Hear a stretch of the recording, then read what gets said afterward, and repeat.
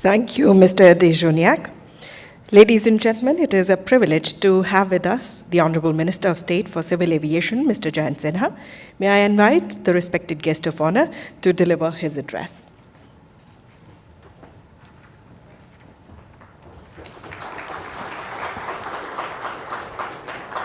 My senior colleague in the Council of Ministers, Shri Suresh Prabhuji, Monsieur Dejoniak, Director General of IATA, colleagues in the Ministry, Shri Chaubeji, Shri Mahapatraji, members of the media, ladies and gentlemen, a very good morning to all of you.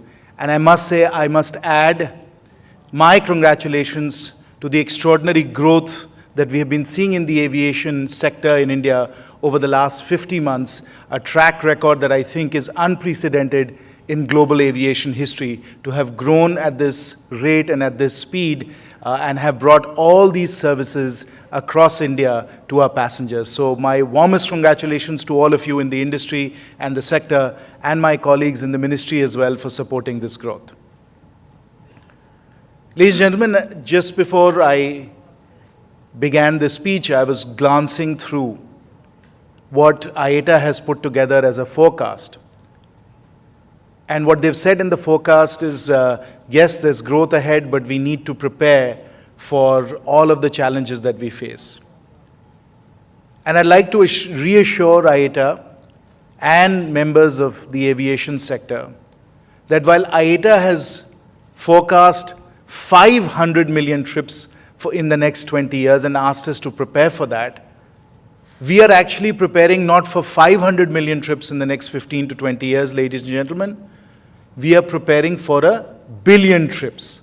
So that's really how much we are thinking about the future, trying to anticipate what the issues might be, and with your cooperation and support, address them in a very proactive manner.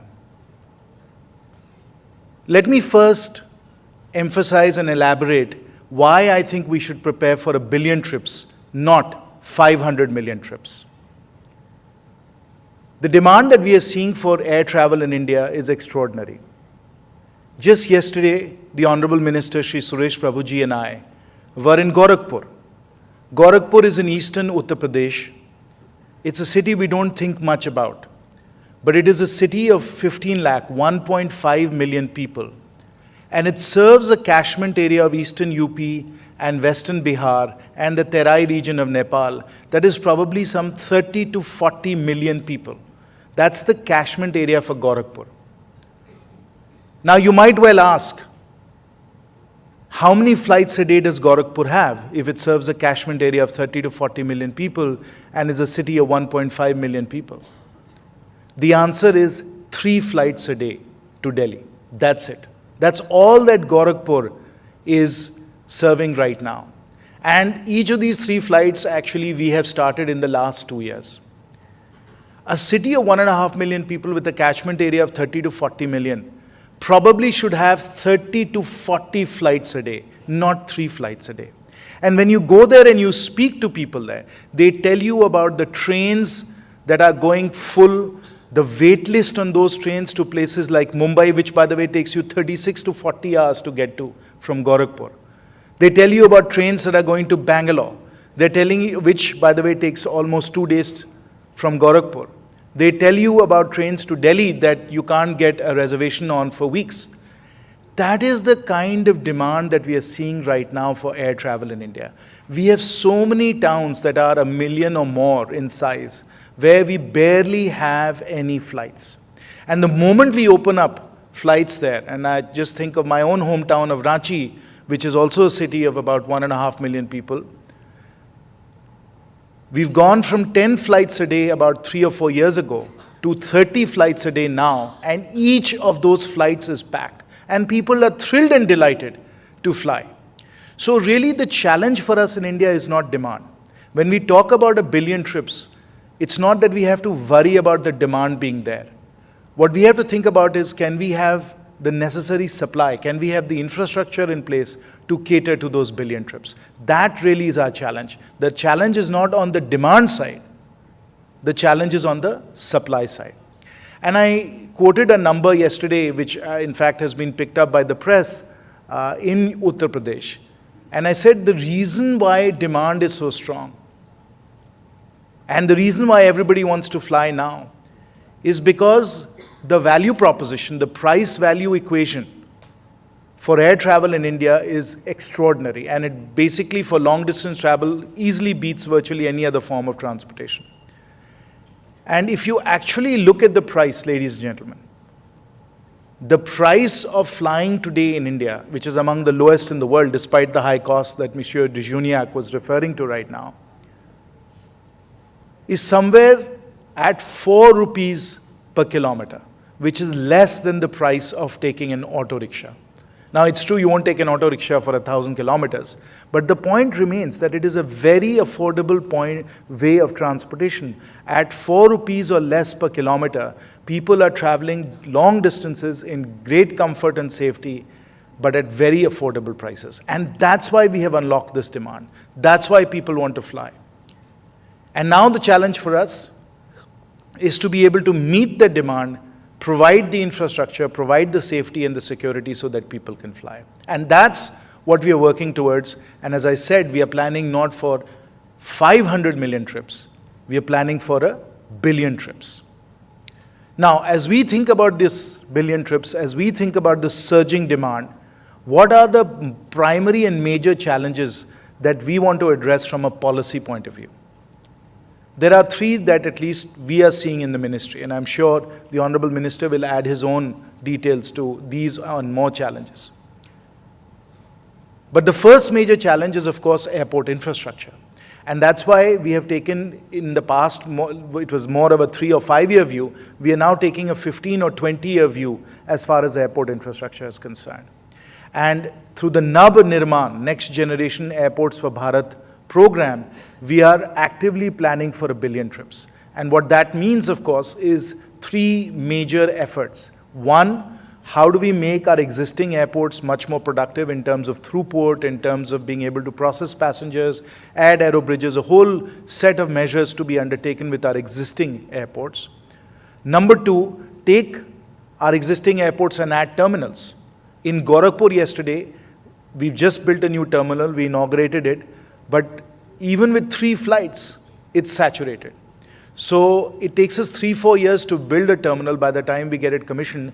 And when you're growing at 15 or 20% a year, by the time you build the terminal, it's already at capacity. So we have to continuously keep expanding our terminals, upgrading our terminals, and we are doing that. I think there are some 12 or 15 airports where we are building new terminals, and these are going to be beautiful, exquisitely designed, tremendously, engaging and very, very good from a customer experience point of view terminals, because we've really put a lot of effort into design and the aesthetic experience of being in an airport. So we're building new terminals in many of our existing airports. And in addition to that, of course, we are building a host of new greenfield airports, whether it's in Jewar, in Pune, Navi Mumbai, Patna, and so on. There's a whole host of new greenfield airports that are being developed as well. And as we build out these terminals, we'll start approaching the 1 billion passenger trips a year capacity that we need to work towards. And as part of this, as Monsieur de Juniac said, we have a consultation underway right now to figure out what is the best possible way of regulating new greenfield airports. And we've undertaken a year-long study to evaluate the experiences of airport operators and regulators around the world to see what is the best possible model for regulating these new greenfield airports. And we've proposed what we think is a transparent and innovative approach, which is to do it on a passenger yield basis. Obviously, we want to refine and iterate that based on your feedback and your input. That consultation process is underway, but we think that once we use that new approach, that people will be willing, particularly in the private sector, to step forward and make large-scale investments in these new greenfield airports. So that's a very important aspect of what we are doing to put in place the airport infrastructure. So Nav Nirman is the centerpiece of really developing the supply, developing the airport infrastructure so that we can meet the growth target of 1 billion trips. The second major area, ladies and gentlemen, that we are working on is really ensuring that the airline industry dynamics, cost structure, and regulation is as competitive, as stable, and as forward-looking as possible. And of course, there are a host of things we have to do, but right on top of that list is ensuring that we can get aviation turbine fuel into GST, and that we can deal with the number of anomalies that we have right now as far as the tax structure is concerned. Those discussions and representations have been made repeatedly by our ministry, by the Petroleum Ministry to the GST Council. It's under advisement with the GST Council. As you all know, that is a consensus process. It's not just the Ministry of Finance, Monsieur de Juniac, it's also all the states that have to sign up for aviation turbine fuel and GST. And of course, ATF for them is a very, very large revenue generator at the state level as well. So there are these complicated federal issues also that have to be sorted out to be able to bring ATF into GST. In addition, there are some other tax issues as well that we are working on. And we are trying to ensure that our airline industry has access to the widest range of financing instruments possible. So that's another area we are working on. But ultimately, the health of the airline industry, and I say this to colleagues from various airlines that are probably present here in the audience, across the world, the health of the airline industry is a function of the industry dynamics and the competitive strategies adopted by the various airlines. And you have different business models at play. There are business models that are very low-cost business models. There are business models that are hub-and-spoke business models with full services, with interline exchanges, with frequent flyer packages on top of that. And so each airline for itself has to define what is its strategy, what are the industry dynamics, and how does it want to survive and be financially viable. That is for each airline, each industry player to work on. Of course, as a ministry, our job is to provide a supportive policy environment to help you reduce your costs as much as possible, to provide you transparency and predictability. But ultimately, it is for each airline to decide what its strategy should be, what its financial plans should be, how it should be prepared for the future, and how much capacity and how many different types of pricing options it offers to its passengers. That really becomes a job for each industry player to decide. So we have to provide a supportive policy environment, and our hope therefore is that as we do that, the airline industry does well, earns a sound return on its capital, continues to invest in the future, and keeps adding to its fleet so that we can get to 1 billion trips a year. As I said, the demand is there. I'll come quickly to my third area that we are working on right now. And this third area encapsulates a variety of different things we are doing. But it comes broadly under the umbrella of technology. And what we are doing in technology right now, in terms of really upgrading our infrastructure and our operations, I think is quite remarkable. As you know, we have dispensed with baggage stamping. We are introducing DigiYatra as a way to be able to process people more quickly through airports. We are looking at introducing the most sophisticated advanced technology in our airports as well to get you through there as efficiently as possible, whether it is trays to process your carry-on baggage, whether it is digital boarding, whether it is enabling people to access the airport quickly. There's a range of things we're looking at the airports to increase throughput, and many of them come under DigiYatra. But there's another area where we've applied technology and we are continuously improving our capabilities, and that is in air traffic management.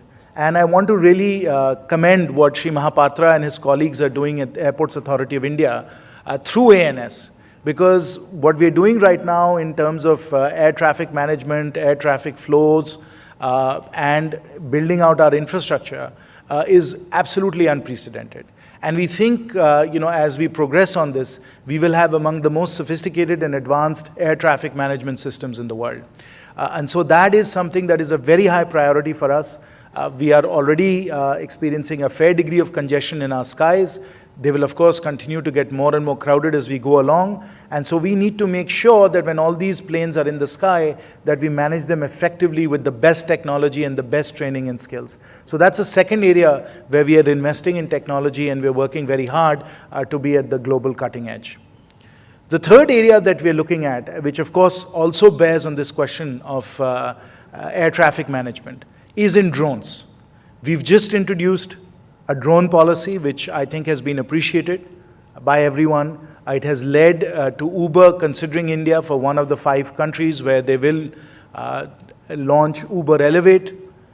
We want drones to be made in India. We want the hardware, the software, the services that go along with a vast new ecosystem to be innovated here in India. But this is also very sophisticated technology.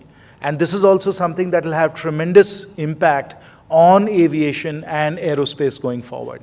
So we are working very hard here with our entrepreneurs, our innovators, our academics, our researchers to build out a drone ecosystem and make it one that is right at the cutting edge and right at the frontier in the world.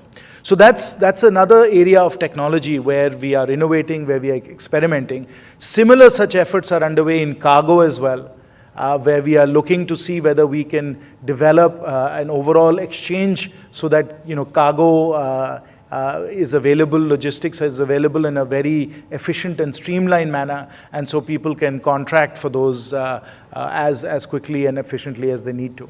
So that's another area where technology is being applied that also has required a lot of interministerial coordination with customs and various other ministries as well. Suresh Prabhuji, of course, runs in the Ministry of Commerce and Industry a special division on logistics, and we're very focused on supporting that through our cargo policies as well. So ladies and gentlemen, I'll end here. Our vision, as I said, is not just 500 million trips. It's 1 billion trips.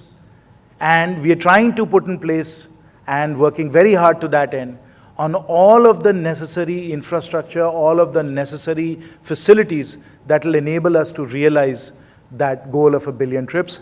I know with your support, collaboration and inputs, we in the ministry will be able to overcome all of the issues and challenges that we will certainly face as we move forward. I look forward to helping and supporting you on all of that. Thank you very, very much.